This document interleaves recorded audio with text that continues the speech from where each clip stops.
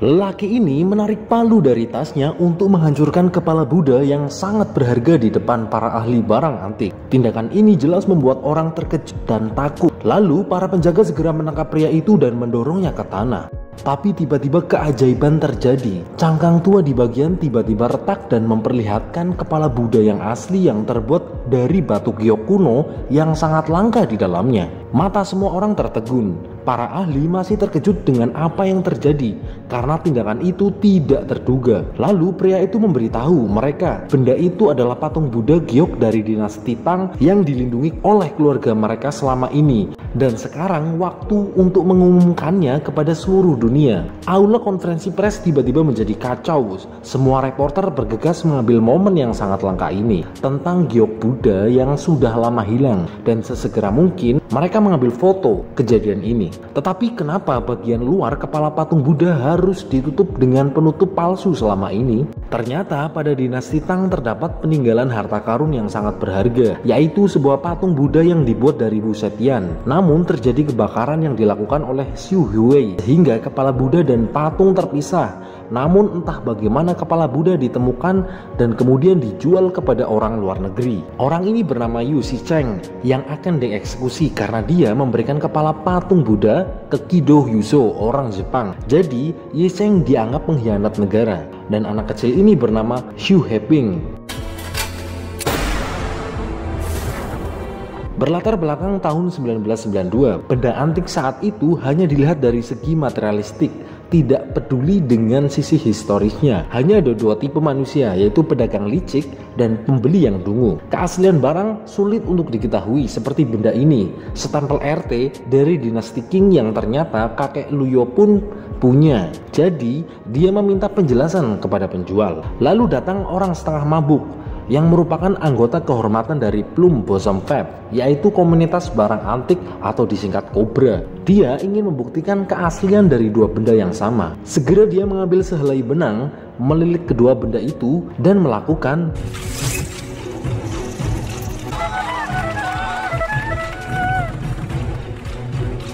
nampaknya benang itu menjadi alat pendeteksi keaslian stempel kuno itu.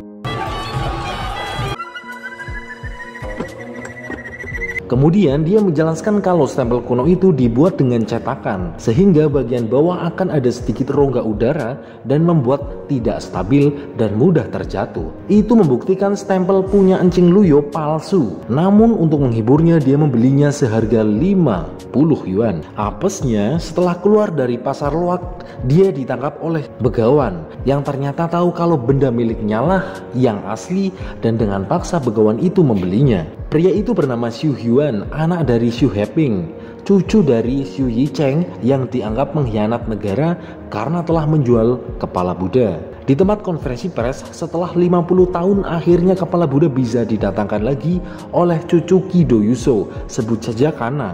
Dia meminta penerimaan kepala Buddha diserahkan juga kepada cucu Xu Yicheng.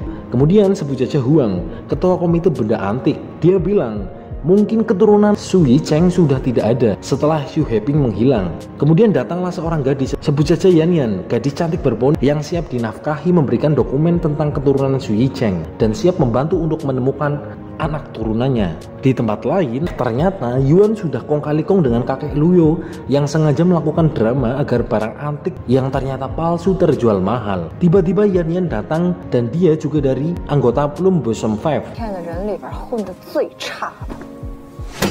Yan Yan tahu latar belakang dari Xu Yuan, kalau dia adalah anak dari Heping, dan mendengar itu, Yuan langsung mengusirnya. Minggu lalu ternyata Heping meninggal karena kecelakaan. Karena Kido ingin mengembalikannya kepala Buddha, namun Heping meninggal mendadak.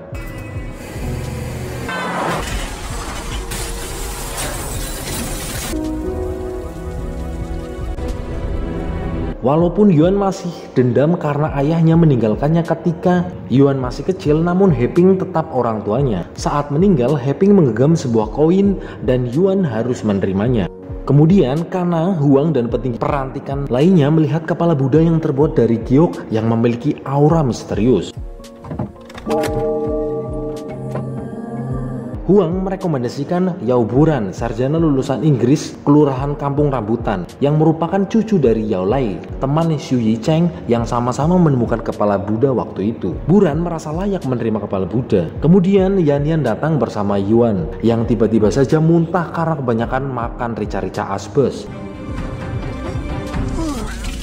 Melihat perilaku yang kayak gitu, Huang sinis karena bisa saja kepala Buddha rusak, padahal itu adalah benda yang sangat berharga. Saat ini Yuan ingin menyentuh kepala Buddha, namun Buran melakukan.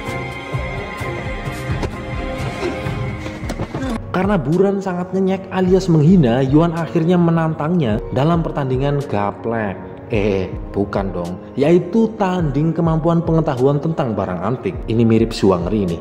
Hana pun ingin melihat kemampuan mereka berdua sebagai bahan pertimbangan. Mereka berdua diberi waktu 10 menit untuk mengidentifikasi setiap barang yang ada di sana. Siapa yang lebih banyak tahu, dia yang menang. Buran tampil meyakinkan dengan ketelitian yang luar biasa. Dia mampu menilai mangkuk mie ayam ini adalah barang asli dan langka dari dinasti Hyutian. Berbeda dengan gundul yang satu ini, Yuan malah tertidur pulas tanpa beban. Emang beda ini orang. Akhirnya Yan Yan membangunkannya. Yan Yan membantu mengambilkan mangkok mie soun dan Yuan menjelaskan itu dari dinasti Xianlong, mungkin era di mana Akatsuki masih berada. Lah Akatsuki, ada 2 mangkok. Yang kiri terlihat tidak stabil dilihat dari degradasinya, dan sebelah kanan lebih terang. Dari gambar naganya, yang kiri mirip lebih kayak cacing dibandingkan yang kanan yang lebih hidup. Dan Yuan menilai barang itu dari masa Qianlong, namun itu adalah tiruan dan tidak terduga walaupun suka mabuk jawabannya benar.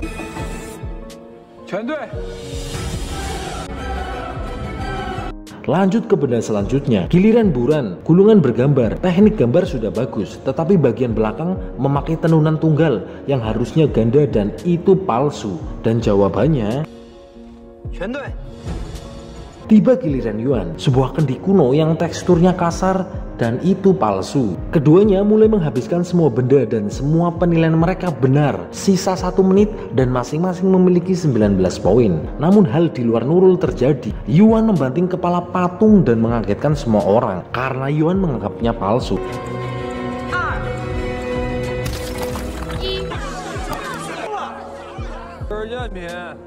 Namun jawaban Yuan kali ini salah, dan Buran, si paling tahu ini menimpali kalau membuat kepala Buddha memang memakai teknik Mao Tuo. Lalu Yuan menjelaskan kalau patung itu pecahnya sama dan tumpul.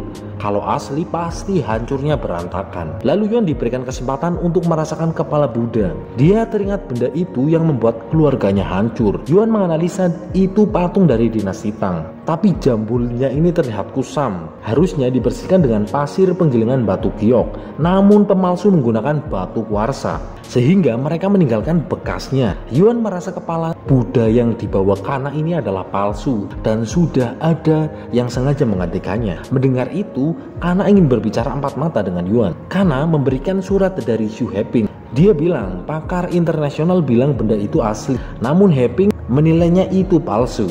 Lah yang benar ini siapa ya? Ya pasti Tuhan lah, karena kebenaran adalah hanya milik Tuhan. Di tempat lain, Huang punya agenda berharap kepala Buddha itu palsu sehingga harus ada autentifikasi pada bukti. Mr. Liu juga bilang kalau itu palsu harus dibuktikan, jangan hanya menduga. Kalau kepala Buddha itu palsu maka yang aslinya harus ada di sini. Dan Xu Heping tahu kebenarannya sehingga dia meninggal mendadak. Yuan teringat kalau ayahnya memberikan sebuah koin dengan simbol Lao Chai Feng, yang artinya ada pihak lain juga yang menginginkan kepala Buddha itu. Waduh, siapa ini? Makin seru ini. Huang memberikan mandat ke Yao Buran untuk menemukan kepala Buddha asli, sehingga akan bisa memasukkannya lagi ke Plum Blossom 5. Di sisi lain, Yuan juga menjadi harapan Mr. Liu dan Kana agar bisa memecahkan misteri ini. Dan sebelum upacara penyerahan, kepala Buddha yang asli harus ditemukan. Dan mungkin ini satu-satunya cara agar keluarga Xu Yuan mengembalikan harkat dan martabaknya. Buran juga tahu kalau kepala Buddha itu palsu. Namun karena klaim Huang, maka komite harus setuju karena dia adalah ketua komite. Kemudian datang segerombolan orang yang tiba-tiba saja menghajar Yuan.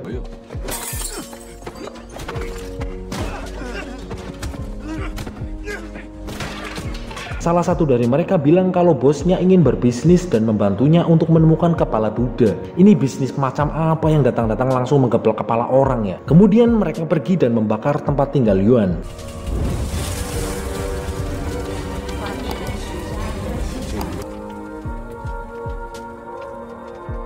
Yuan marah dan siap untuk bermain api. Yuan menjadi sasaran karena hanya dia yang mampu memecahkan teka-teki keluarganya yang mereka buat. Yuan berdua dengan Yan Yan mendatangi tempat tinggal Xu Haiping yang sudah berantakan. Kemungkinan sekali sudah ada orang yang sengaja mengobrak-abrik kamar itu. Lalu Yan Yan melihat simbol di lantai dan meletakkan kompas. Yang anehnya kompas itu selalu menuju ke arah selatan.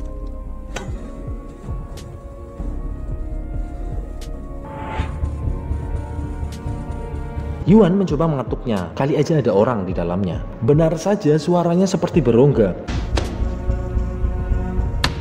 Kemudian mereka membongkarnya dan menemukan berbagai koleksi barang antik milik Haiping. Yuan juga menemukan tempat koin yang diterimanya. Ternyata urutan dari benda antik itu adalah kode Morse, palsu sebagai titik dan yang asli tanda penghubung. Yuan mencoba mengartikannya, yang berarti Fugui. Itu adalah kode. Spontan, Fugui? Jelas bukan dong. Fugui adalah nama orang. Dan ternyata Buran juga mampu memecahkan kode itu. Dan dia juga mencari orang yang bernama Fugui. Gak sia-sia ini sekolah sampai ke Inggris. Yuan memperingatkan kalau pencarian ini berbahaya. Namun Yan Yan ngotot untuk ikut. Sampailah mereka di lokasi Fugui berada. Ternyata tempat itu adalah pemandian bapak-bapak. Lalu Yan Yan ikut masuk karena pengen lihat juga Joni kecilnya para bapak-bapak. Ada Gunawan, Gundul dan Menawan. Ada Gambrut, Gagah berambut. Ada Ipul, imut plus lucu. Lah ini kenapa jadi bahas si Joni sih? Aduh, kembali ke topik. Kemudian Yuan menemukan tukang pijat yang mengaku buta. Yuan menduga kalau dia adalah Fugui. Kemudian ketika orang itu akan keluar, ternyata dia memang Fugui. Yuan menjelaskan niatnya. Fugui memang teman ayahnya. Dan terakhir kali Fugui menemui Haiping sebulan yang lalu. Haiping memberikan cermin perunggu. Namun apesnya Fugui sudah menjualnya di pasar loak karena kebutuhan beli beras kepada Nyonya Sen. Dan pembicaraan mereka ternyata ada yang nguping, yaitu kaki tangan dari Buran. Pasar Kui adalah pasar loak paling terkenal. Dan Nyonya Sen adalah pemimpin di sana yang tidak pernah terlihat di muka umum. Buran dan pengawalnya yang nguping juga hadir di sana dan akan ada pelelangan termasuk cermin perak itu. Karena pelelangannya pasti harganya bisa berlipat ganda dan Nyonya Sen sendiri tidak terlihat di sana. Buran dan Yuan juga tidak memiliki uang yang cukup untuk membelinya. Yuan meminta uang milik Yan Yan dan Fugui, kemudian dia pergi ke pasar loak untuk mencari barang asli. Begitu juga dengan Buran yang menyuruh anak kecil untuk membelikan barang-barang yang sudah dibuatkan listnya. Yuan membeli barang-barang yang dikira orang lain tak berharga. Namun karena Yuan tahu mana barang asli dan palsu, Yuan bisa memilih barang yang berkualitas.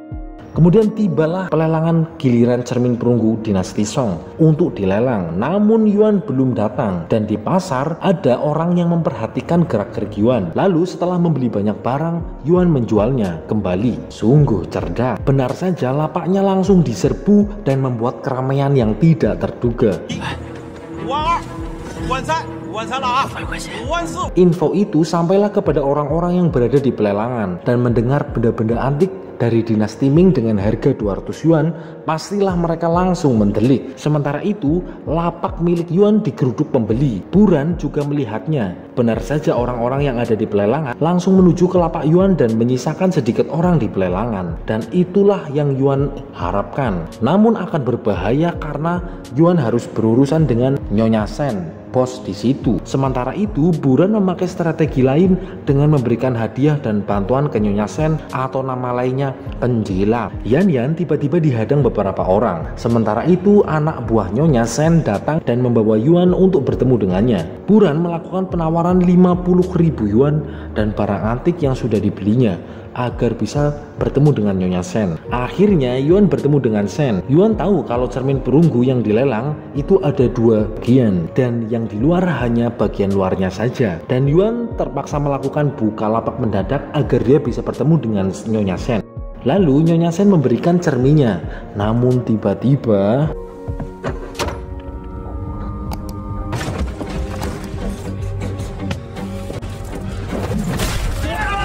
tangan Yuan dikeplek dengan palu. Namun dia menahannya karena Yuan tahu ada benda rahasia yang ayahnya sembunyikan di dalam piring perunggu itu.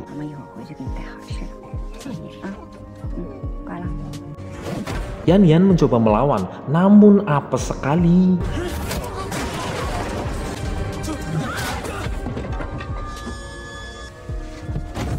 Akhirnya Yan Yan memberikan cincin naga perunggu.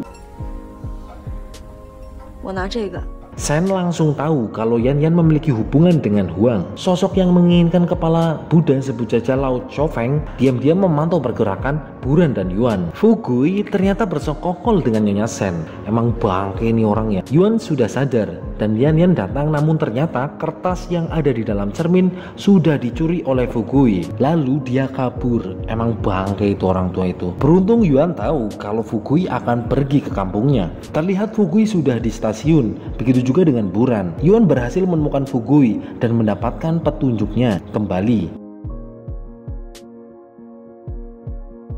Namun ada segerombolan orang langsung mengejarnya. Begitu juga Buran yang sudah mengikutinya. Ini keretanya penuh sekali ya. Kirain cuma di Perindavan yang penuh. Buran mengejar Yuan. Mereka berdua membutuhkan petunjuk dari masing-masing bagian cermin. Dan Buran sudah memecahkan kodenya.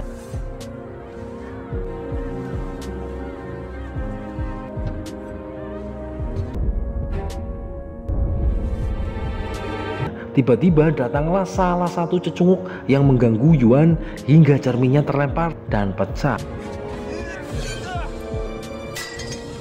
Beruntung Yan Yan datang dan mengambil pecahan cermin itu dan kemudian mereka kabur dengan kereta. Yuan walaupun suka mabuk, dia cerdik karena sempat memfoto petunjuk yang ada di kain. Dan Buran juga sudah memiliki 2 petunjuk. Di kereta ternyata mereka berdua bertemu dengan Fugui yang sedang main gaple. Namun Fugui berdrama kalau dia korban kekerasan keluarga. Fugui bilang kalau dia menjual cermin ke Sen, kawan baiknya, demi melindungi Yuan. Alah, itu alibi doang itu. Emang Fugui aja yang mata duitan. Kemudian Yan Yan datang. Yan Yan mencoba memecahkan kode dari cermin di pecahan yang satunya. Ada kalimat yang jika digabungkan menuju ke sebuah wilayah, yaitu Kampung Jiudo, dan diam-diam Fugui mengupingnya. Yan Yan bilang aula pertemuan kekaisaran Bu Zetian ada di Luo.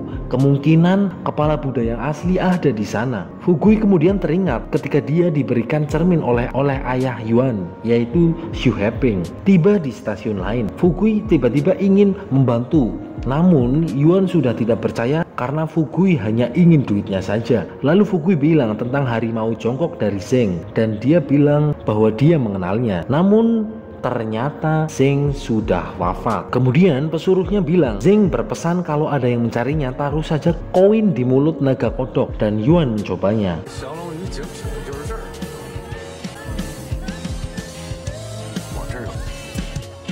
Biar makin keren berburu harta karun, Yuan memalak Fugui untuk makeover penampilan mereka, termasuk Fugui sendiri. Namun Yuan dan Yan Yan meninggalkannya demi kelancaran misinya.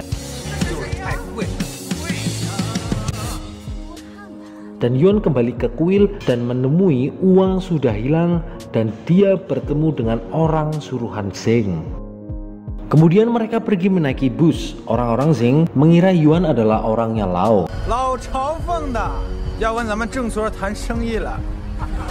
Yang sudah mengambil dan memeras mereka. Namun Yuan bilang kedatangannya untuk penghormatan terakhir pada Bapak Zeng ini. Sampailah mereka di desa, namun Yao Boran juga sudah ada di sana.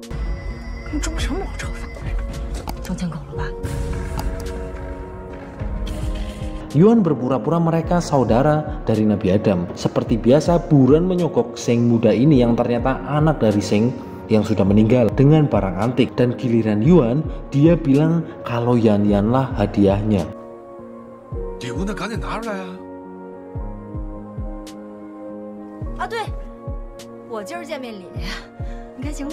Dan siapa yang gak seneng dihadiahi indukan gratis untuk berkembang biak? Akhirnya mereka berpesta untuk merayakannya. Sajian utamanya adalah cutpat kai panggang yang jelas tidak halal. Zeng muda bilang ada orang yang sebelumnya memberikan koin Lao dan setelah itu Zeng tua meninggoy. Lalu mereka akan dieksekusi dan beruntunglah datanglah seorang tamu dan ternyata dia adalah Fugui. Ternyata Fukui adalah kenalan baik dari Zeng muda, dan melihat Yuan dan lainnya akan dieksekusi, Fukui bilang Yuan adalah anaknya. Begitu juga dengan Buron, dan juga mereka mengaku sebagai anggota Lao.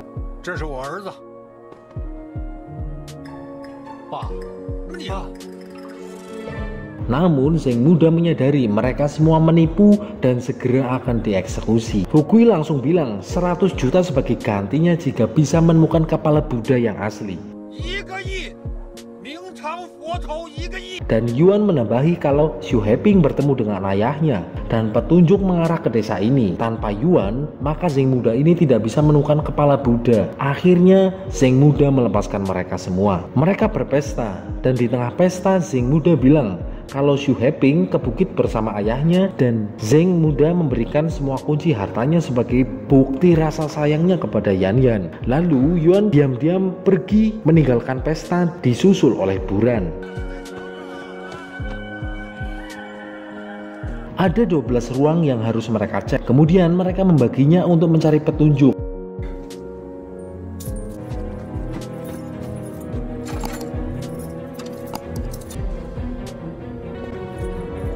Buran menduga semua susunan benda antik di sana adalah sandi Morse lagi. Namun Xu Heping takkan membuat petunjuk yang sama, kata Yuan. Mereka mencoba merangkainya, lalu Yuan menyadari kalau petunjuk kali ini adalah papan catur yang merujuk pada pertandingan Cina melawan Jepang pada tahun 1993 antara Fu Qiuyan melawan Honinbo Susai, dan menemukan sebuah kotak yang merujuk di posisi petunjuk berikutnya. Di pesta, Yan Yan harus menghadapi Zeng muda yang ternyata menyadari kalau Zeng muda sengaja membiarkan Yuan dan Buran menyelesaikan teka-tekinya. Benar saja mereka menemukan petunjuk sebuah gulungan. Lalu datanglah segerombolan orang dari luar dan terjadilah tawuran.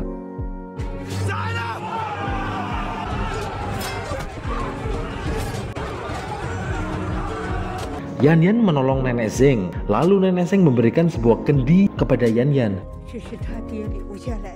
Namun Zeng muda datang. Di tempat lain mereka berdua mencoba menganalisa gulungan, dan Yuan menyadari kalau gulungan itu menunjuk ke sebuah lokasi. Lalu Zeng datang dan menyandra Yan Yan. Zeng muda membawa mereka ke sebuah kuil yang memang berada di timur.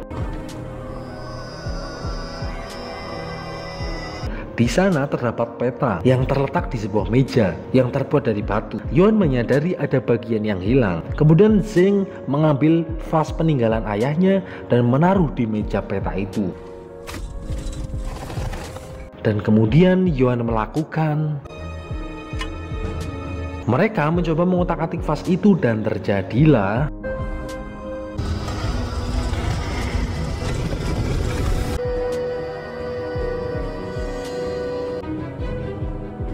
mereka masuk ke dalam lubang dan menemui sebuah ruangan lagi. Lalu tanpa disangka mereka menemukan kepala Buddha itu. Zeng langsung girang dan memerintah Buran dan Yuan untuk mengambilnya. Yuan merasa ada yang aneh dengan kepala Buddha karena wajahnya seperti Buddha Vaironoka. Namun Yuan menyadari ada simbol yang sama yang terletak di bagian patung, dan logo itu sama, yang berarti artinya mulut harimau dan bermakna jebakan Batman. Namun Zeng ngeyel aja, dan akhirnya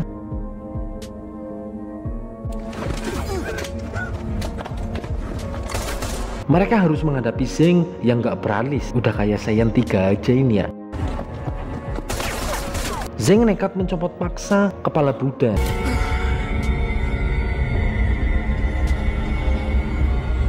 Dan Yuan mencoba merebutnya, namun dia gagal dan ditudung pistol. Tiba-tiba terjadilah penembakan. Tetapi Zenglah yang terjatuh karena tertembak. Fukui datang bersama anak buah Buran. Ternyata dia double agen. Dia adalah orang Lao dan ingin juga masuk pada Plum Blossom Fest juga. Namun Buran datang katanya untuk mengakhiri semuanya. Lalu ruangan di sana tiba-tiba runtuh.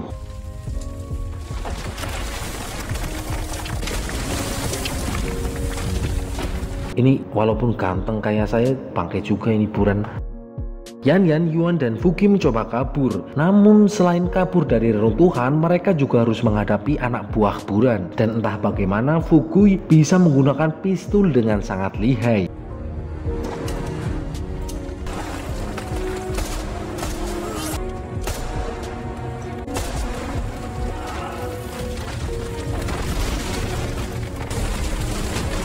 Buran jelas bisa keluar dari lokasi. Akhirnya Yuan dan lainnya selamat walaupun dia menemui jalan buntu. Yuan menemui simbol yang artinya penyelamat yang dibuat oleh ayahnya dan mencoba menggali di bawah simbol itu. Yuan dan Yan Yan yang sedang sibuk malah Fukui ngeromet sendiri nggak jelas. Namun demikian dia berhasil melindungi Yuan dan ternyata Fukui telah tertembak oleh anak buah Buran. Dan sebelum meninggoy, Fukui mengingatkan jangan berurusan lagi dengan kepala Buddha. Kasihan juga ya si Fukui, tetapi ya udah terserah sutradara sih. Ruangan gua mulai runtuh bersama Fukui di dalamnya.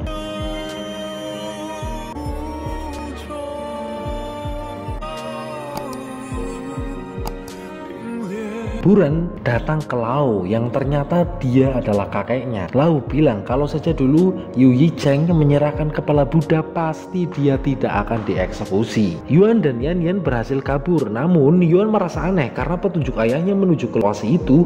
Namun dia juga mengingatkan kalau di sana ada jebakan, kan kayak bertolak belakang gitu ya. Di tempat lain upacara penyerahan segera dimulai. Buran datang ke acara itu karena berhasil Yao Buran diangkat ke Plum Blossom Fam. Kakeknya Yao Lai menemukan bersama Zhu Yicheng, kakek Yuan. Namun tiba-tiba Buran tidak mau menandatangani akte penyerahan dan menjelaskan kalau kepala Buddha milik Kana Kaido banyak cacatnya dan itu palsu. Buran menunjukkan kepala Buddha yang dia temukan di Gunung Keong itu yang asli. Lalu Buran menyerang Huang sebagai ketua Plum Blossom Fam kalau Huang banyak memverifikasi barang palsu. Begitu juga kepala Buddha yang sekarang ini yang akan diserahkan Kana juga palsu. Kalau nggak bisa mimpin, silakan saja meninggalkan Plum Blossom Fam dan menyerahkan jabatan ketua paguyuban kepada Buran. Ini Buran licik apa cerdas ini ya. Tiba-tiba Yuan datang dan bilang kalau kepala Buddha yang Buran bawa bukan milik Wu Zetian, itu milik dinasti Tang dan umpan dari Xu Huoye. Namun Buran bilang bahwa itu asli. Kemudian Yuan menjelaskan kalau dia juga punya kepala Buddha yang lain. Namun dengan sombongnya Buran menyuruh keamanan untuk mengusir Yuan.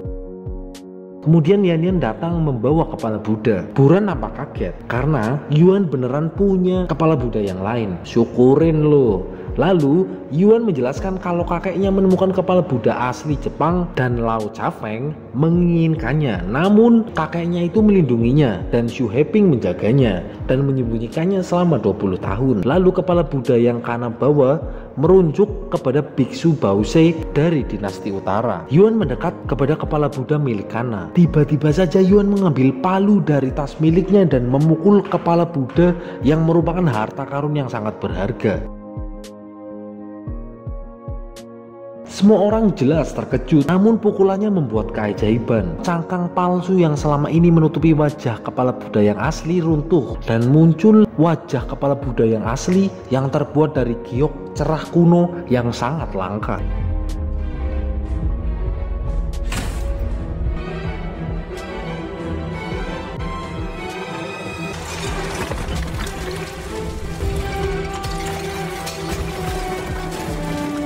Semua orang jelas terkejut karena itu penemuan yang selama 50 tahun sudah dirahasiakan.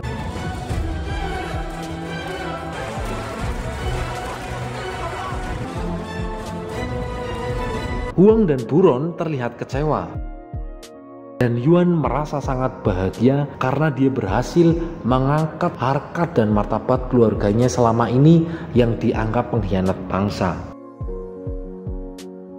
Dan ternyata flashback sebelumnya Yuan sudah membaca surat yang ayahnya tinggalkan untuk dirinya. Ayahnya bilang kalau kakeknya memang sengaja memalsukan kepala Buddha yang asli dan menyerahkannya kepada Guido. Dan Lao Cheng percaya bahwa ada kepala Buddha yang asli dan yang diserahkan kepada Guido ini palsu. Dan selama ini ayahnya sengaja menjauhi Yuan agar dia tidak memikul beban yang menjadi kewajiban Xu Heping. Keluarga Zhu Yuan kini mendapatkan kehormatannya kembali dan film pun selesai. Sedikit pesan moral dari film ini, hampir dipastikan semua orang tua pasti akan menyayangi anaknya dan mati-matian melakukan apapun. Walaupun sebagai anak seringkali tidak tahu begitu besar pengorbanan orang tua, dan yang menyedihkan dan sebagai anak akan tahu betapa orang tua begitu menyayangi kita setelah mereka tiada. Maka dari itu sayangi orang tuamu dengan minum Yakult setiap hari.